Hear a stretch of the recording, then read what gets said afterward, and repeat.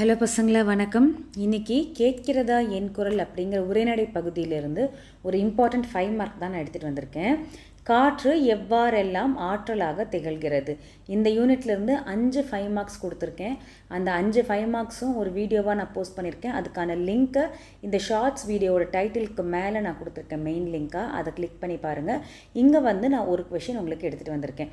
அந்த கொஷினில் என்ன இம்பார்ட்டண்ட் பாயிண்ட்ஸ் இருக்குது அப்படிங்கிறத மட்டும் நான் இங்கே சொல்லியிருக்கேன். இதனோட எக்ஸ்பிளைன்டு டீட்டெயில்டு வீடியோ நீங்கள் அந்த லிங்க்கை கிளிக் பண்ணி போய் பார்த்தீங்கன்னா உங்களுக்கு தெரியும்.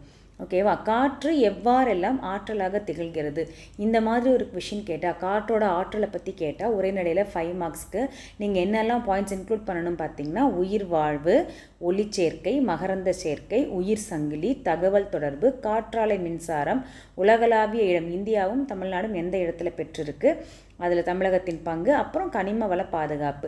இந்த முக்கியமான பாயிண்ட்ஸை தான் நீங்கள் கொஞ்சம் எக்ஸ்பேண்ட் பண்ணி எழுதணும். அது எப்படி எக்ஸ்பேண்ட் பண்ணி எழுதணும் அப்படிங்கிறது தான் நான் அந்த வீடியோவில் டீட்டெயிலாக கொடுத்துருக்கேன்.